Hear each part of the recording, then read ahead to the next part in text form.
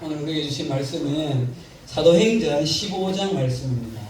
사도행전 15장 사실은 전체를 좀 다 읽어야 될 본문이긴 한데 다 읽기는 좀 그렇고요. 핵심적인 말씀 9절만 볼게요. 1절, 2절을 보고요. 또 5절, 10절, 11절 이렇게 갑니다. 사도행전 15장입니다. 사도행전 15장. 자, 1절 제가 읽고 여러분들이 2절 읽어주세요. 1절 가겠습니다. 사도행전 15장.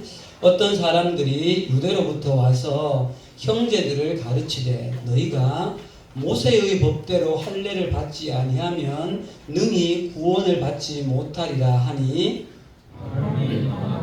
그 사이에 있지 않은 다툼과 논쟁이 일어나서 문제들이 문제에 대하여 말과 그 중에 사람을 세상에 있는 사도와 성도들에게 이르기를 구성합니다. 자, 5절로 넘어갑니다. 5절요.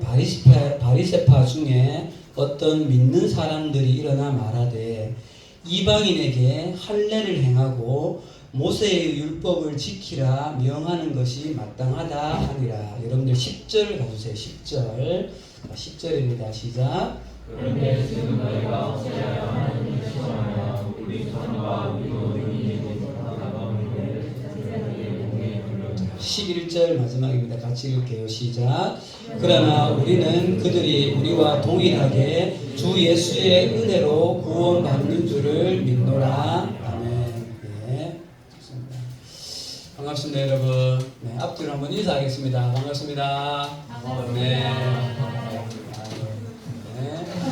저 뒤에 보시면 우리 예찬이 보입니다. 예찬이 안녕. 네, 인사해주세요.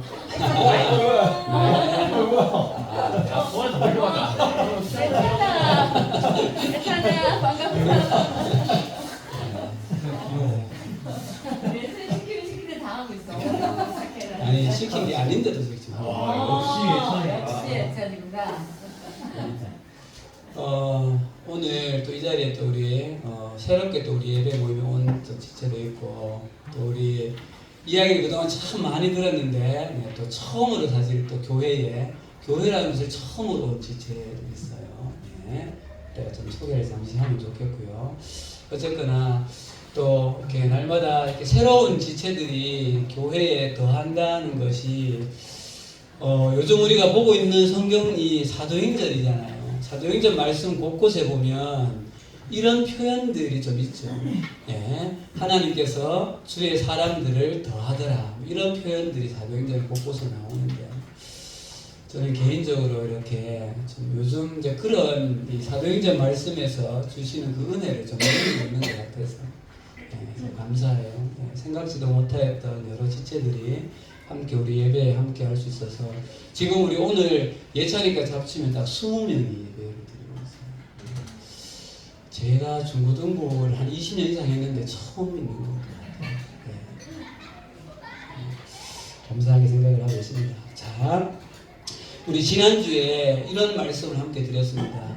요한복음 17장 말씀에 예수님의 그 대제사장적 기도에서 우리는 이미 예수를 나의 주, 나의 하나님으로 정말 진실되게 고백하였으면 이미 우리는 성령 안에서 하나된 자들이다. 그것을 우리는 교회 공동체라고 부른다고 했어요. 여러분 이렇게 혹시라도 생각하실 수도 있어요. 오늘 이 자리에 지금 와 있는 이것이 그냥 어쩌다 보니 여기에 와 있을 수 있다. 또는 우연히 여기 남일교회라는 곳에 왔을 수도 있다. 이렇게 생각할 수도 있어요. 지금 이 자리에 와 있는 것이. 그러나 우리는 하나님의 그 계획하심을 믿는 사람들이죠.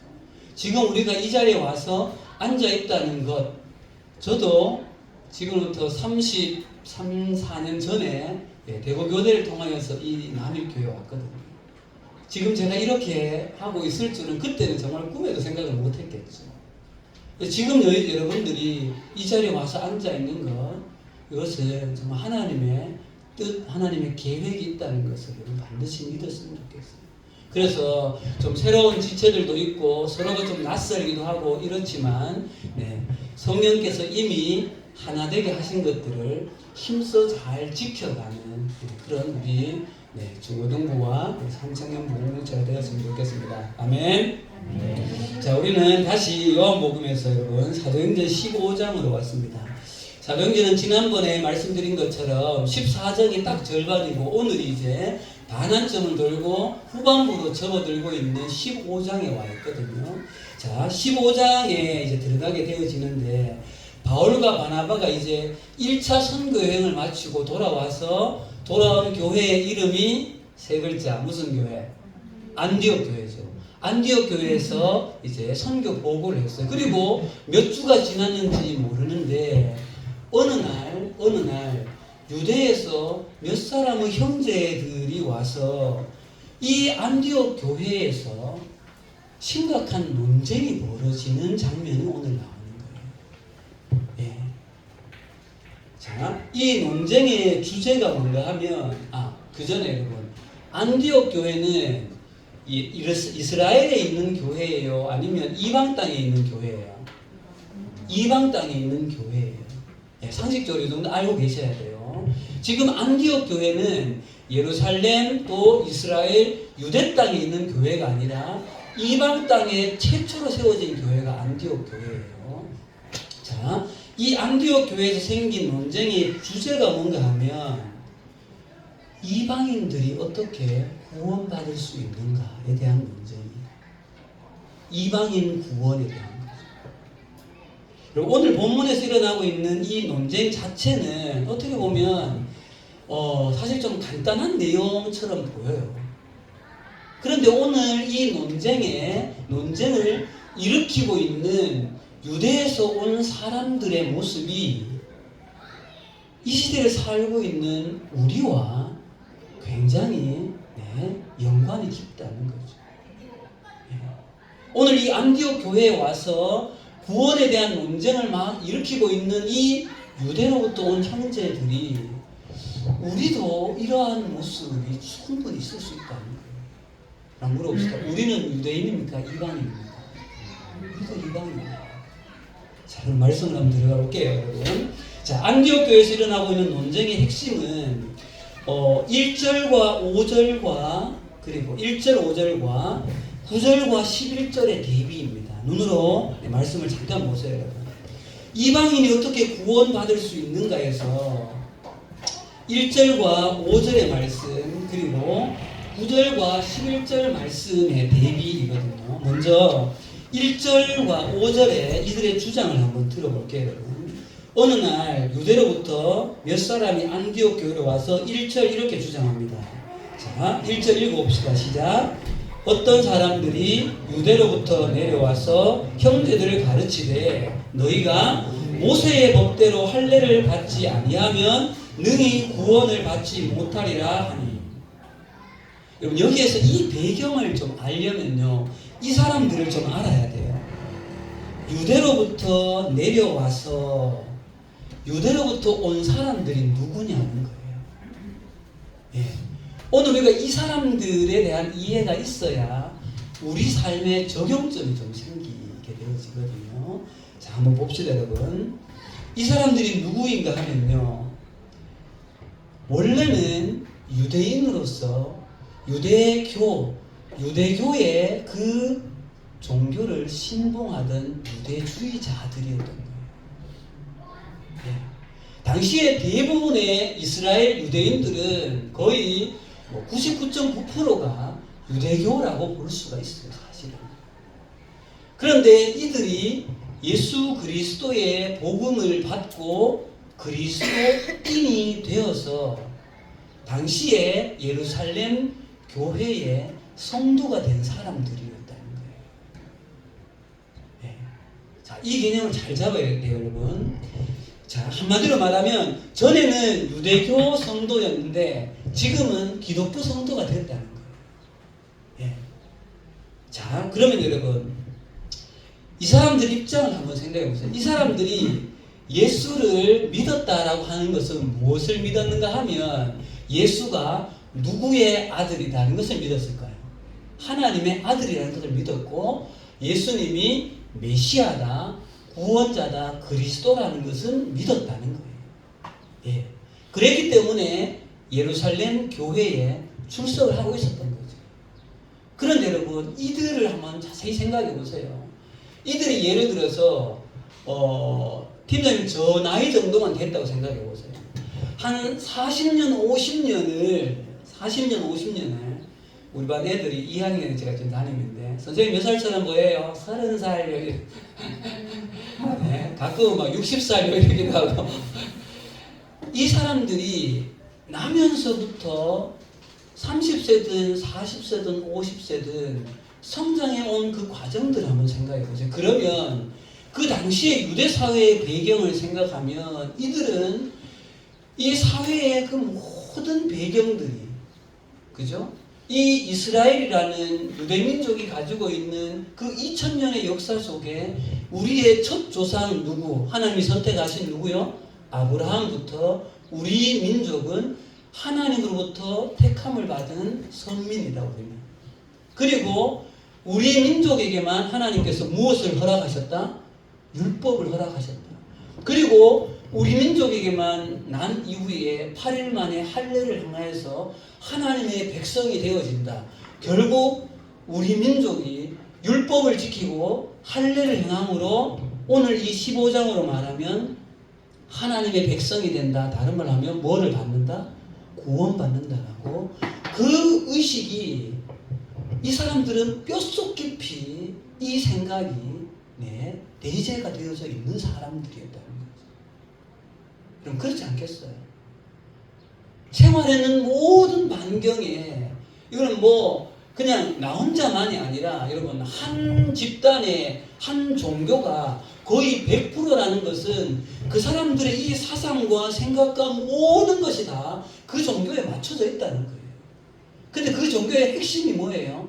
율법을 지키고 할례를 행하고 예전에 제가 조금 그런 말씀 드렸죠, 여러분. 유대교라는 것이 언제 발생했다 그랬어요? 유대교가 구약이 끝나고 신약으로 넘어오면서 그죠? 바벨론, 그 다음 페르시아, 그리스, 헬라로부터 계속해서 지배를 받으면서 오다가 이스라엘이 유일하게 한번 독립했던 적이 있었어요. 그걸 마카비 혁명이라고 그랬잖아요. 그때 이들이 우리는 다시 율법으로 돌아가야 된다.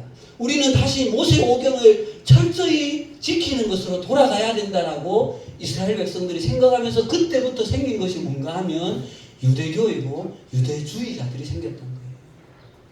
그렇기 때문에 이들에게 우리 민족이 철저하게 이 유대에서 하나님께서 허락하신 율법을 잘 지키는 것만이 우리는 하나님 앞에 구원받는 선택된 선민 사상을 지킬 수 있는 소위 말해서 신앙생활을 잘하는 길이었다는 거죠.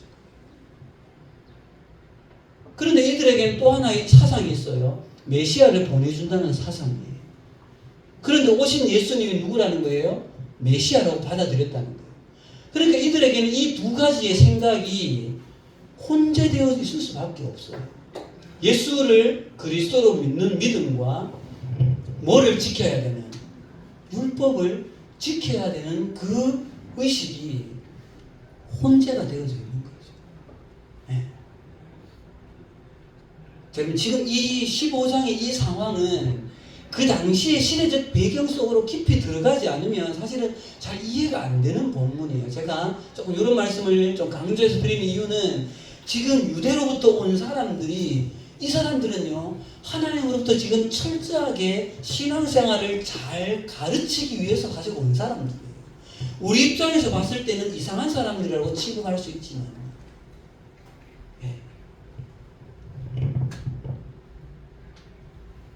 그럼 당시에 그래서 어떤 현상까지 있었는가 하면요. 예수님이 오셨을 때 예수님의 제자들이 안식일에 율법에 의하면 일을 하면 된다 안 된다? 일을 하면 안 돼요.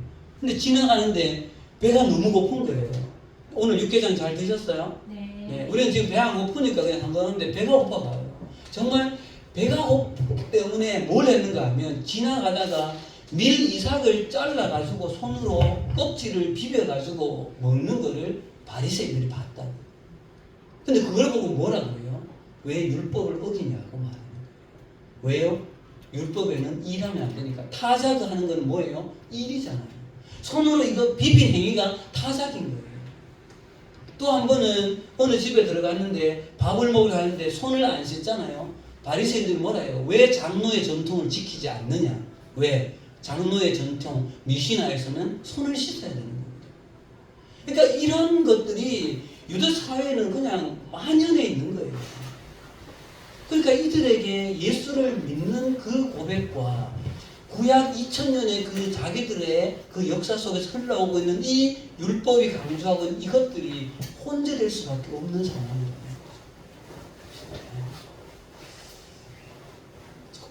이해되시나요? 네. 이런 상황입니다. 이런 상황이요. 그런데 이들에게 한 가지 소식이 자꾸 들리는 거예요. 예루살렘 교회에 있다가 보니까 안디옥 교회, 이방 땅에 교회가 생겼다고 하죠. 거기에 바울과 바나바라는 사람이 막 어디 이방 지역으로 다니면서 예수님의 복음을 전한다고 하죠. 거기에 막 교회가 세워졌다고 하고 다시 돌아왔다고 하는 이야기를 들으니까 이 사람들의 입장에서는 예수만 믿고 구원받는다는 것이 받아들여지기가 어려운 거죠. 왜? 뭐를 지켜야 되는데요? 율법을 지켜야 되는데 할례를 받아야 되는데 그래야만 택함받은 하나님의 선민으로 되어질 수 있는데 예수만 믿는다고 말하는 예수를 하나님의 자녀 그리스도라고 고백한다는 것만으로는 부족하다는 거죠. 그래서 오늘 와서 여러분 다시 5절 봅시다. 5절 보겠습니다. 5절 시작. 바리새파 중에 어떤 믿는 사람들이 일어나 말하되 이방인에게 할례를 행하고 모세의 율법을 지키라 명하는 것이 마땅하다 하는 거예요. 마땅하다. 결국 안디옥 교회에서 굉장히 큰 논쟁이 있었다가 해결이 안 돼서 어느 교회로 가게 되어져요? 예루살렘 교회로 가게 되어지죠. 거기서도 심각하게 논쟁이 일어납니다. 자, 그러면 이제 좀 이들의 모습은 예수를 하나님의 아들로 받아들였으나, 아이고 우리 하준이 중간고사 공부를 너무 열심히 해가지고 눈 뜨세요. 네. 하나님의 아들로 받아들였으나 이 구약에 자기들이 가지고 있는 이 신앙의 체계, 이 신앙의 패러다임이 완전 신약으로 지금 넘어오지를 못했던 거죠. 그러니까 구약의 율법 지켜야 된다, 할례를 행해야 된다, 그래야만 구원받을 수 있다고 주장하고 있는 거예요. 자, 그러면 이거와 반대가 되어지게 바울과 바나바의 주장을 봅시다. 9절과 11절 읽어보겠습니다. 9절입니다. 9절 시작. 믿음으로 그들의 마음을 깨끗이 하사 그들이나 우리나 차별하지 아니하셨느니라. 여러분 9절에서 중요한 낱말이 뭘까요? 한 낱말을 딱 찾으라 하면요, 무엇으로? 믿음으로요. 믿음으로. 자, 11절 가겠습니다. 11절 시작. 그러나 우리는 그들이 우리와 동일하게 주 예수의 은혜로 구원받는 줄을 믿노라 하니라. 자, 11절에서 중요한 낱말이 뭘까요? 중요한 낱말이 뭘까요? 은혜. 그러니까 믿음으로 은혜로 구원받을 수 있다는 것이죠. 자, 쉽게 말하면 이제 이 두 가지의 논쟁입니다. 율법과 할례 대 믿음과 은혜의 논쟁인 거죠. 지금 이 예루살렘 교회에서 일어나고 있는 이 논쟁의 핵심은 율법과 할례냐, 믿음과 은혜냐의 싸움인 거예요. 조금 더 쉽게 하면 유대교냐, 기독교냐의 싸움인 거죠.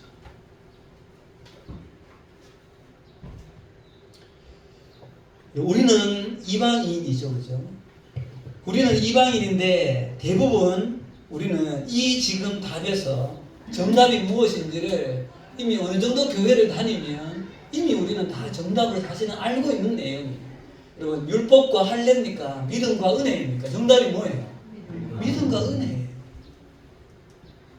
지금 우리 시대는 이것이 너무나 당연하지만 지금 예수님 시대에, 이때 초대교회 시대는 이것이 굉장히 중요한 신앙의 신학적인 논쟁의 그 관점이었다는 거죠. 자, 그러면 정답을 이 말씀에서 다시 한번 확인해 봅시다. 에베소서 2장 8절 9절입니다. 에베소서 2장 8절 9절. 알고 있지만 말씀이 어떻게 우리에게 가르치는지 한번 확인해 봅시다. 에베소서 2장 8절과 9절입니다. 이 말씀은 내비게 69절에서 나오는 구절인데 암송을 하고 있으면 참 좋습니다. 에베소서 2장 8절 9절입니다. 자, 8절 말씀 에베소서 2장 8절 9절. 자, 같이 읽읍시다. 시작. 너희는 그 은혜로 인하여 믿음으로 말미암아 구원을 받았느니 이것은 너희에게서 난 것이 아니요 하나님의 선물이라. 행위에서 난 것이 아니니 이는 누구든지 자랑하지 못하게 함이라. 이번 8절에 너희는 그 은혜에 의하여 믿음으로 말미암아 구원을 받았나니. 그럼 한번 물어봅시다. 구원 받으셨습니까? 네. 한 번 더 여러분 구원 받으셨습니까? 아멘. 우리가 예수를 정말 우리의 전인격을 다해서 나의 주, 나의 하나님이라 고백하면 그럼 그 고백은 아무나 할 수 있는 고백이 아니에요. 그러면 지나가는 사람에게 돈 많은 줄게 예수가 너의 주인이라고 고백해봐라고 말하면 할까요? 아니거든요. 정말 내가 예수가 나의 주, 나의 하나님이라고 고백하는 것은 하나님께서 택한 자에게 허락한 은혜인 거예요. 선물인 거죠. 네. 여러분 이 부분에 대해서 여러분에게 흔들림이 없기를 바랍니다. 자, 그러면 여러분 오늘 논쟁이 어떻게 결론이 났는가를 한번 알아보면서 우리에게로 좀 적용점을 가져가 볼게요, 여러분. 자, 결국은 나중에 안디옥 교회에서 논쟁이 안 되어서 신앙의 본거지인 예루살렘 교회로 가요. 이 주제를 가지고. 그래서 이번 이 예루살렘 교회에서 논쟁이 막 이루어지고 있는 이때를 우리 신학자들이 뭐라고 부르는가 하면요. 예루살렘 교회에서 이루어지고 있는 최초의 신학적인 어떤 논쟁이고 결정이라고 해서 이거를 예루살렘 총회라고 부릅니다. 예루살렘 총회. 자, 한번 물어봅시다. 우리 남일교회는 여러분 교단이 어디예요? 대한예수교 장로회예요. 합동 측이에요? 통합 측이에요? 네, 합동 측이에요. 네, 통합 측도 있고요. 교단이 굉장히 여러 개가 있죠. 성결교도 있고 침례교도 있고요. 오순절도 있고요. 네, 여러 교단들이 있어요. 그 중에 지금 내가 다니는 이 교회가 어느 교단인 정도는 알고 계시면 좋아요. 우리 교단에도 노회가 있고요. 또 노회들이 연합되어져서 또 총회가 있어요. 지금도 그렇다고요. 근데 이 예루살렘에서 교회에서 이루어진 이 회의를 최초의 회의라고 해서 예루살렘 총회라고 부른다고요. 근데 여기서 어떤 결정이 일어나느냐? 그럼 7절에서 9절 갑니다. 자, 7절에서 9절이에요. 자, 제가 7절 읽을게요. 여러분들 8절 읽어주세요. 7절에 많은 변론이 있은 후에 베드로가 일어나 말하되 형제들아 너희도 알거니와 하나님이 이방인들로 내 입에서 복음의 말씀을 들어 믿게 하시려고 오래전부터 너희 가운데서 나를 택하시고 8절로 시작.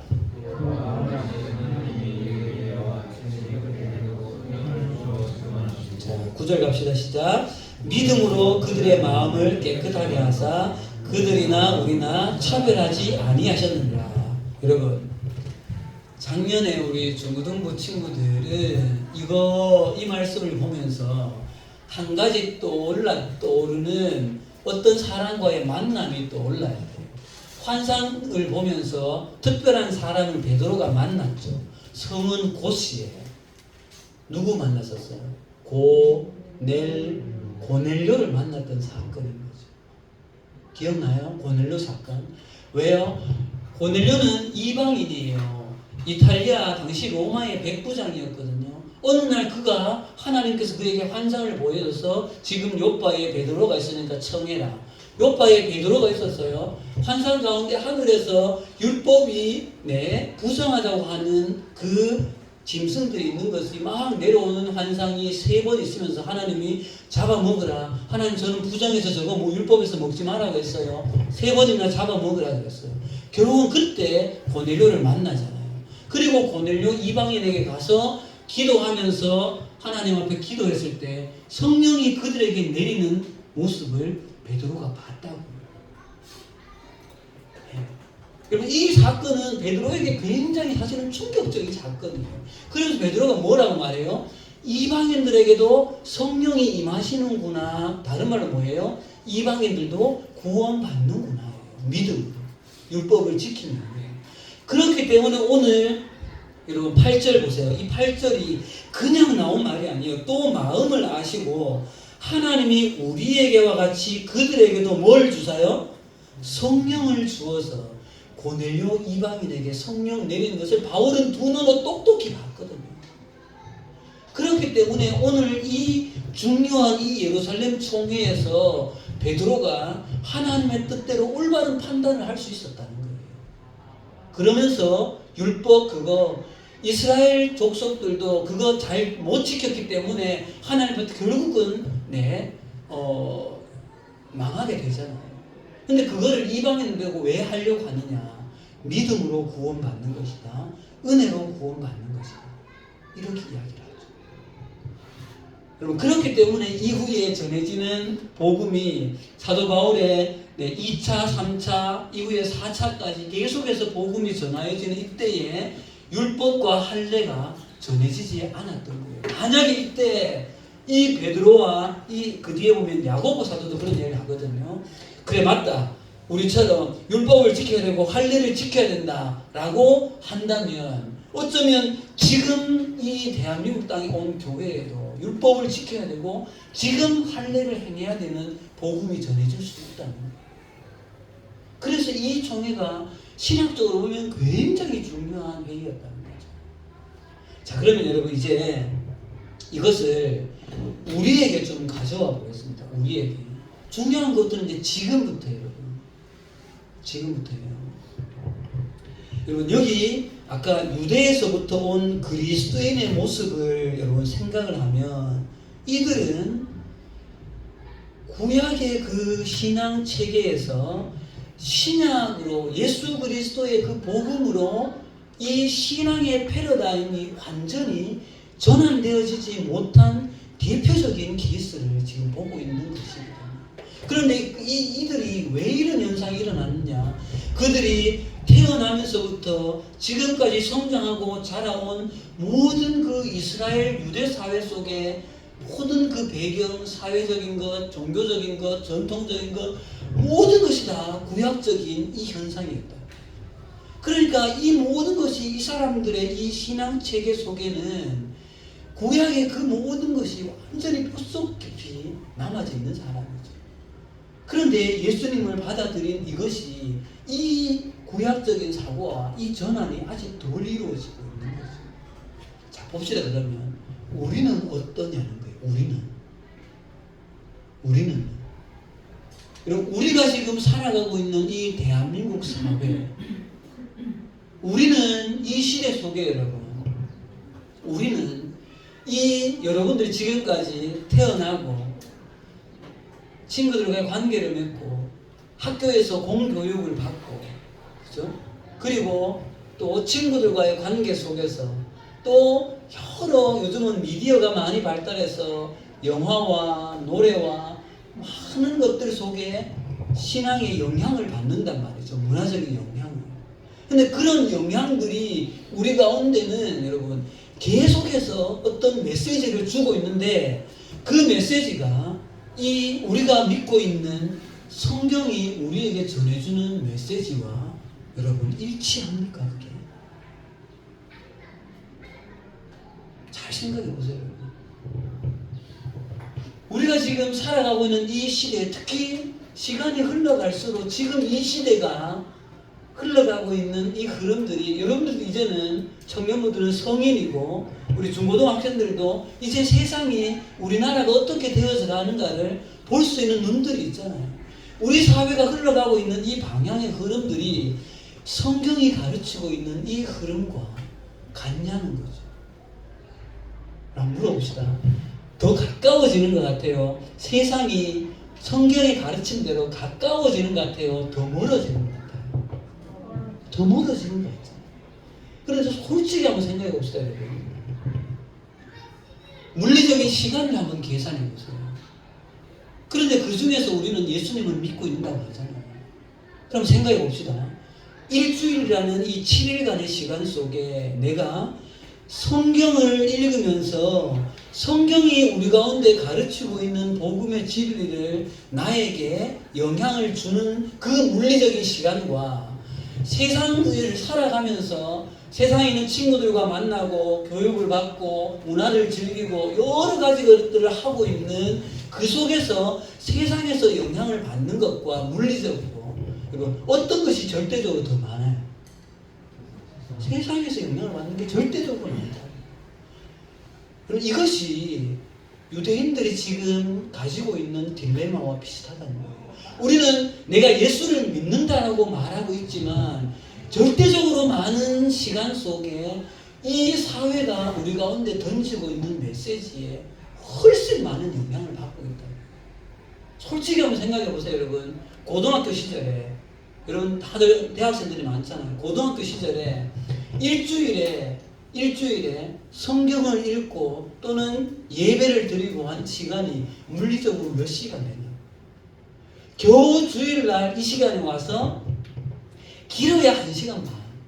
그리고 집에 돌아가면 성경을 덮어 놓으면 다음 주일날 성경 챙겨오면 다행인 정도잖아요. 솔직히. 그러나 여러분들이 듣고 있는 노래, 여러분들이 보는 영화, 여러분들이 듣고 있는 그 수많은 유튜브의 영상들, 여러분 그것들은 끊임없이 우리 가운데 어떤 메시지를 던지고 있거든요. 그 물리적으로 그 영향을 많이 받겠어요. 이 성경이 가르치는 영향을 많이 받겠어요. 당연히 세상이 던지는 영향을 많이 받고 있는 거예요. 그런데 우리는 예수는 믿는다고 해요. 여러분 예수를 왜 믿습니까? 죽어서 천국 가려면 예수를 믿어요? 아니죠. 그럼 여기에 우리의 딜레마가 있다는 거예요. 여기에. 유대인들이 유대교에 깊이 몸담고 있다가 예수를 그리스도라고 믿는 그 복음을 받아들였지만 여전히 구약의 그 생각에 머물러 있을 수밖에 없는 것처럼 우리도 내가 예수 믿는다고 해서 주일날 이 시간에 잠시 와서 앉아있다가 가지만 세상에 가서 살다 보면 이 성경이 가르치고 있는 하나님 나라의 그 복음의 진리가 내 진리가 아니라 성경 이 세상이 흘러가고 있는 사회의 가치가 나에게는 사실은 더 절대적인 영향을 주고 있다. 솔직히 그렇지 않나요? 자, 이제 말씀을 마치면서 여러분 조금 더 구체적으로 한번 예를 들어봅시다. 여러분 이 성경이 우리 가운데 가르치고 있는 가장 핵심적인 주제는요, 하나님이 우리의 주인이라는 생각이에요. 이걸 우리는 주제권 로드십이라고 하잖아요. 많이 들었죠. 그런데 이 시대에 우리가 살아가고 있는 이 시대에서 이 시대가 가르치고 있는 가장 핵심적인 포인트는 뭐예요, 여러분? 너의 주인은 너 자신이라는 거예요. 네가 원하는 거 찾아서 해라. 그것이 진리라고 말하는 것이 포스트 모더니즘의 핵심이에요. 그러니까 그게 동생에게 되었든 뭐가 됐든 네가 원하는 거 그거 해라. 그게 진리다. 그거에 조금이라도 뭔 잣대를 가지고 판단해라. 그거는 차별이다라고 말하는 것이 이 시대에 우리가 살아가는 세상이잖아요. 자, 두 번째는요, 삶의 목적입니다. 성경이 가르치고 있는 삶의 목적은 뭐예요? 하나님의 영광인 거죠. 예전에 우리 데살로니가전서 말씀 볼 때 이런 말씀 제가 드렸죠. God Center, God Honor. 하나님 중심, 하나님 영광이에요. 그런데 이 시대가 우리 가운데 지시하고 있는 이속적으로 주는 메시지는 Self Center, Self Honor이에요. 자기 중심, 자기 영광을 구하는 시대죠. 그렇지 않나요? 조금 더 구체적으로 가져봅시다, 여러분. 이 시대 사람들이 대표적으로 구하는 세 가지. 리차드 포스터 목사님이 쓴 책의 이름이에요. 돈, 섹스, 권력이에요. 안 그런가요? 이 시대 사람 추구하고 있는 결정적인 세 가지, 이 세 가지예요. 근데 한번 생각해 봅시다, 여러분. 성경의 가치는 예전에 우리 데살로니가전서 말씀할 때 제가 많이 강조드렸는데 중고등부 친구들에게 성, 요즘 이 시대의 성을 가지고 여러분 보는 기준이 뭐예요? 미안해요. 제가 중고등부 생활할 때 있었던 말이 혼전순결이에요. 근데 이 시대에 혼전순결이라는 말이 여러분 의미가 있습니까? 예전에 제가 한 20년 전만, 10년, 20년 전만 해도 고등학교에 혼전순결 서약식을 하는 것이 약간의 붐이었던 때가 있었어요. 근데 이 시대는 혼전순결이라는 말을 하면 완전 조선시대 사람이에요. 솔직히 그렇잖아요, 여러분들. 남자, 여자가 교제한다고 치면 어때요, 여러분? 그냥 성경이 가르치는 질서는 뭐예요? 가정이라는 질서 안에서만 성을 오픈하게 되었습니다. 그러나 이 시대가 우리에게 전해지는 메시지는 전혀 그렇지 않잖아요. 근데 왜 무엇이 우리의 삶의 기준이 되냐는 거죠. 여러분, 예수를 믿는다는 것, 구원받았다는 것은 죽여서 천국 가는 게 다가 아니에요. 이 시대에서 살아가는 그 삶의 기준이 성경이 되어져야만 그것이 구원이 이루어져 가는 것이죠. 그런데 우리는 물리적으로 이 성경을 펼칠 수 있는 시간이 정말 절대적인 시간이 부족해요. 그래서 여러분 이 시간에 왜 매주 주일날 와서 예배드리고 또 제자훈련으로 일주일에 한 번씩 왜 양육으로 모이고 왜 자꾸 모여야 돼요? 그래야만 그것으로라도 이 세상과 싸우면 계란으로 파헤치는 같은 싸움이에요. 그래도 그렇기 때문에 우리는 할 수 있으면 모여서 성경이 무엇을 말하고 있는지를 함께 나누며 우리가 믿음으로 살아가야 된다고 서로 돌아보아 사랑과 선행을 끊임없이 격려해야만 우리는 조금이라도 더 하나님 앞에 하나님 나라의 이 패러다임으로 살아갈 수 있다는 것이죠. 오늘 이 유대로부터 온 형제들이 그 구약의 패러다임에 여전히 머물러 있는 것처럼 우리도 예수를 믿는다고 하지만 이 시대의 패러다임에 갇혀 있다면 넌 크리스찬들과 별로 다를 바가 없다는 거예요. 여러분 그것을 명심하시고 나는 과연 내 물리적인 시간 속에 매일매일 시간 속에 하나님 앞에 나를 세우는 그 시간이 과연 있는가? 그거 하지 않으면 떠내려갈 수밖에 없어요. 이겨낼 장사가 없다고. 저도 마찬가지인 거죠. 그래서 우리는 할 수 있는 대로 모이기를 힘써야 되는 것이죠. 그렇게 우리 믿음으로 이 시대를 살아가는 우리가 되었으면 좋겠습니다. 기도하겠습니다.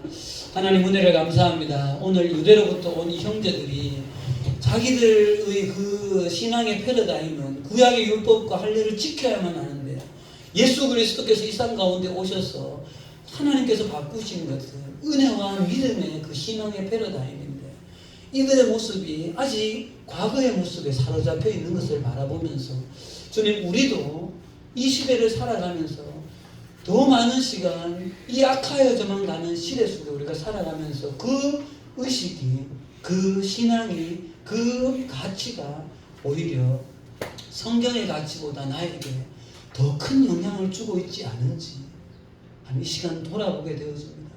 주님 구원을 받는다는 것 내가 예수 믿는다는 것이 무엇을 말하는 것인가 하나님 깊이 돌아보면서 서로가 끊임없이 함께 모여서 우리의 삶을 나누고 더 믿음으로 살아가자라고 서로를 잘 격려해주는 우리 남일교회 마데테스와 약인과 보아서 공동체가 될 수 있도록 도와주시옵소서. 예수님 이름으로 기도합니다. 아멘.